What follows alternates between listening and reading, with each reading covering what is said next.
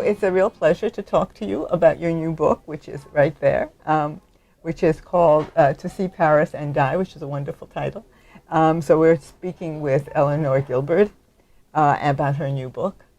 Let me ask you, I've just read it, and it's a beautiful book, and it's beautifully written. So I congratulate you. And it shows a very close relationship that you have to the Russian language, and of course to English as well. So could you tell us something about your relationship to the Russian language? Because you're very sensitive about all different aspects of it. Right, so it is my native language, and I grew up speaking it. It took me very many years to begin learning English.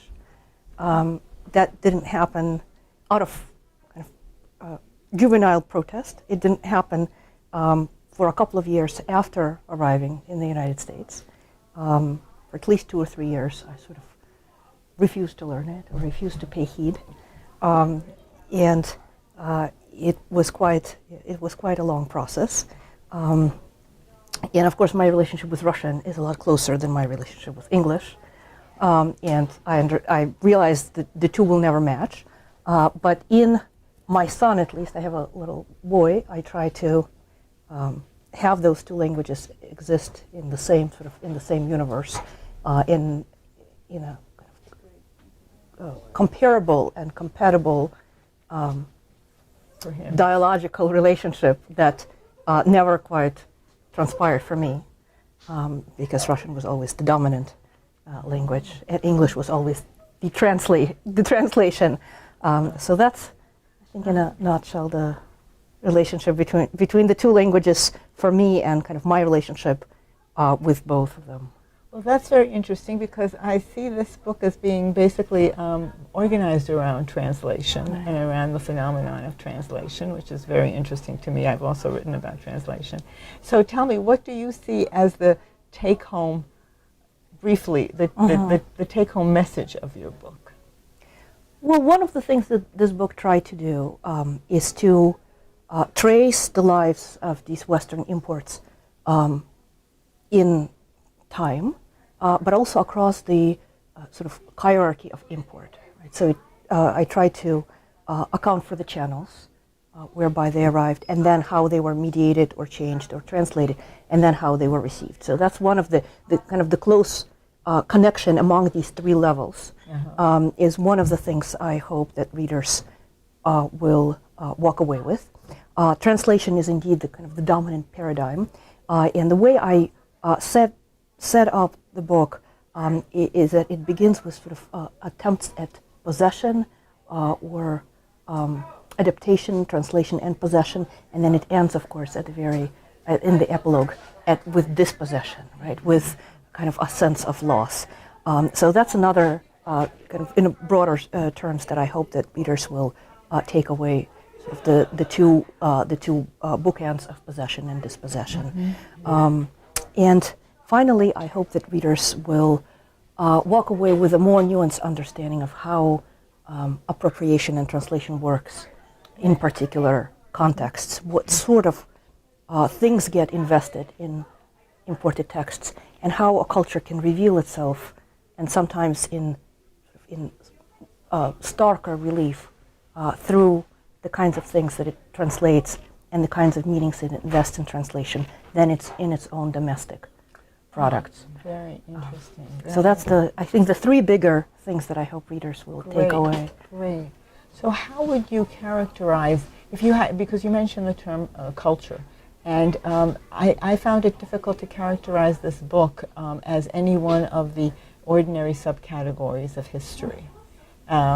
So how would you characterize it? Which are? Well, I was thinking of social history versus diplomatic history versus cultural history versus, I myself work on language history, but it was none of those things really, or centrally. So how do you think of the category of that this book belongs in, the sort of history it is, given the kinds of history that we now think about as? I mainly think of it as cultural history, but with an international bent. So as you mentioned, diplomatic history is very important here. Yeah. I'm glad you noted it. It's one of the kind of at the forefront, one of the one of the kind of bigger disciplines that I try to address.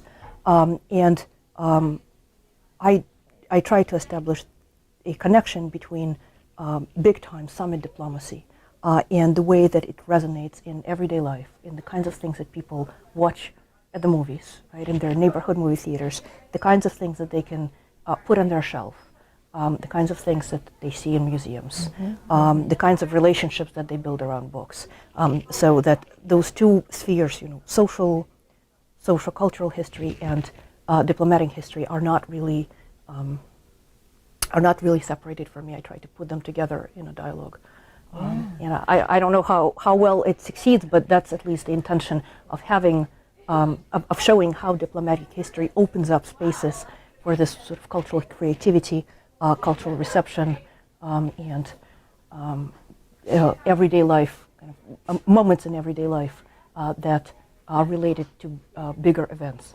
Well, it's very interesting, and I think it really works. And the reason that I mention it is because I think people are not aware of things like this. That I think that the separation between diplomatic history and cultural history is a very deep separation. And yet, as you show, these are very closely related because diplomatic history has a real effect on everyday life. Right? Exactly. I was so interested in the way you made connections between what it was that the governments were trying to establish, and then what became of that. Right. They didn't always come out with the effects that they expected and that they intended. Right. There were a lot. Was there some part of the book that's your favorite? I'm equally attached to all of them, I think. But the one I at least I think my own emotional investment as I was writing is Chapter 2 on the Youth Festival, which to me was where I tried to recreate the sort of the immediate aesthetic experience, the festival as sort of an outburst of color and sound, all sorts of things that were unseen, had been unseen before. So I think my own emotional investment is really in that chapter, but I love them equally. So I love the one on books. That's the one, but we'll talk about that later. I noticed in your acknowledgments that you have a real long-term link to the University of Chicago, and I thought that would be it would be fun if you told us about that. Well, this is my alma mater. I went to college here. It was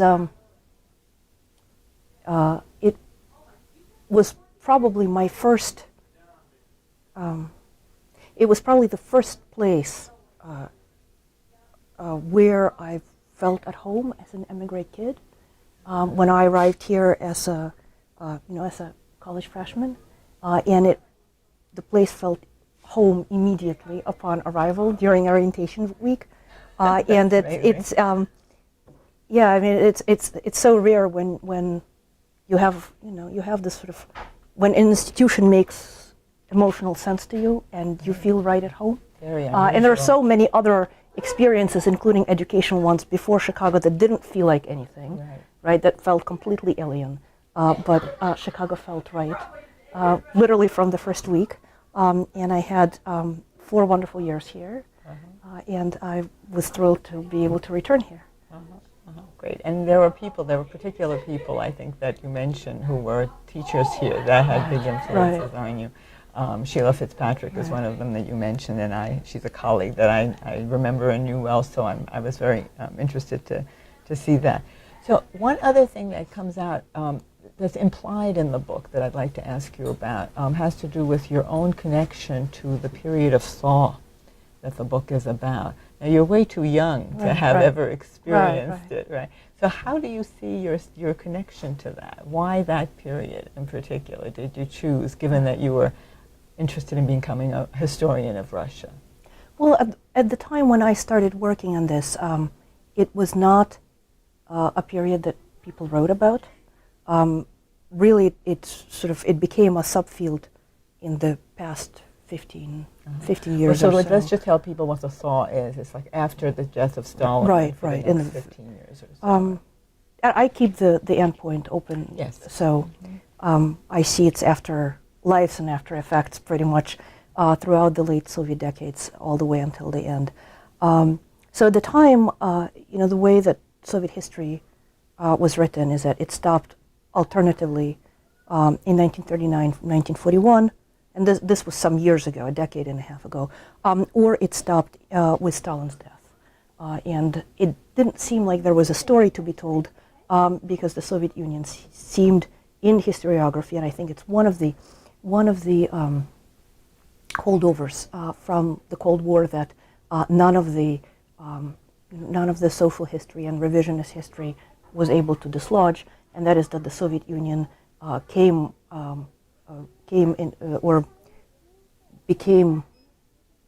the Soviet Union was formed in the 30s, and that it did not evolve thereafter.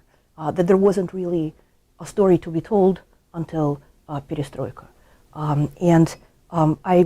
When I started working on this project, there was a number of us trying to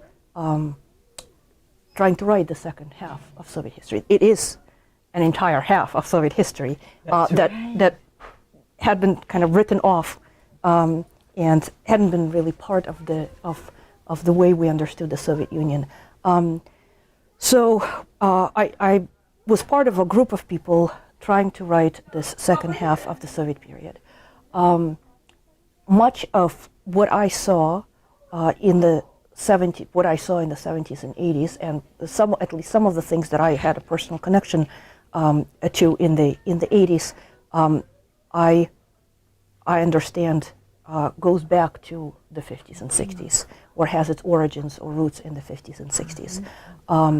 And I don't think we can understand the late Soviet decades without this period, which essentially set the terms of intellectual, cultural debates, set the political, very often the political vocabulary, the reformist vocabulary, political reformist efforts, economic developments. Why I didn't know where to put the book. Right, in so many spheres of life, this period set the terms that would be either discarded, tried out again, reformulated, adopted in the late Soviet decades. But I don't think sort of this missing link, right? I don't think we can understand the late decades without this period.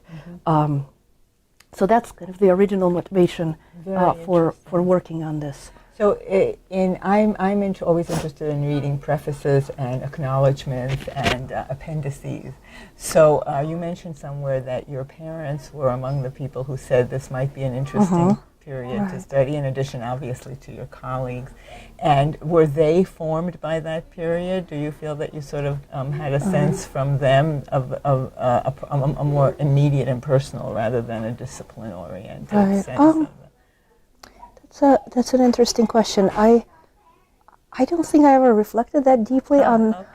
I mean, they were kids at the time, so they must have been. But so much in the late Soviet decades that they lived with goes back to the 50s and 60s. And it is really kind of the living memory for the last two generations, the last two Soviet generations, that have, kind of a common past. Right. So I think that, I don't know if there are specific things that from the period that actually shaped them, but as a common treasure trove of cultural knowledge, it's certainly there, and it's shared, I think. I think it's shared across the two generations of the 70s and 80s. Very, very, very interesting to me. I've had some experiences of the kind that you describe, which I will get into more when we do the other part of today's discussion.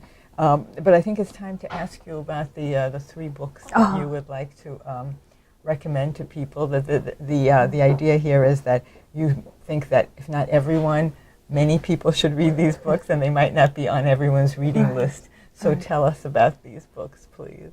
So I actually You brought have four books, but I can talk about three. And no. You can talk about four.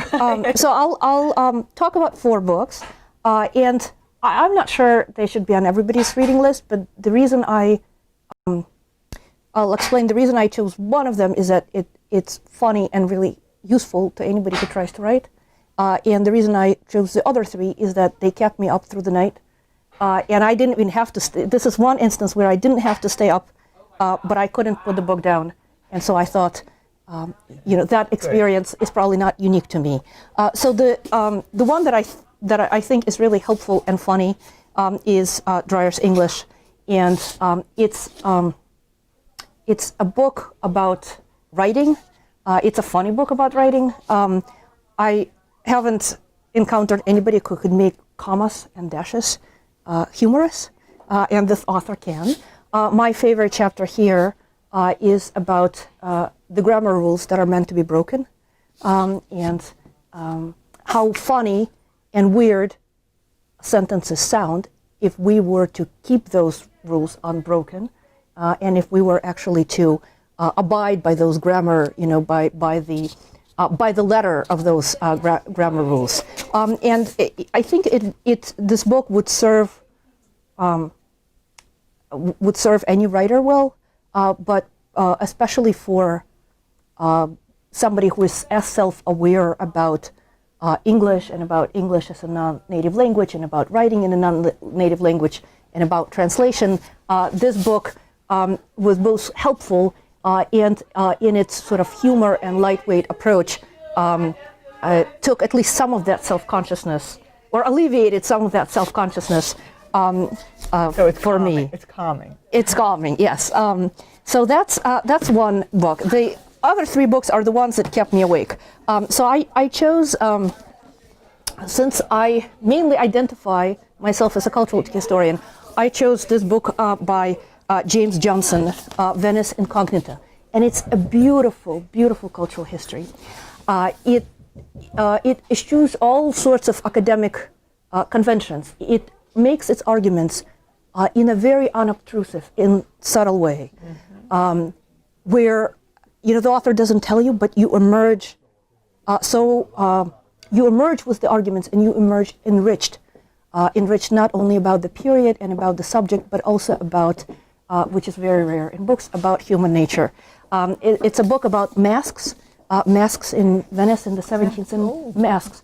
So all sorts of masks in carnivals, masks in the theater, masks in everyday life, masks and love affairs, masking and the issues of sincerity, personality, what is true in your heart, masks and evil, masks and morality, the kinds of masks we wear in different circumstances.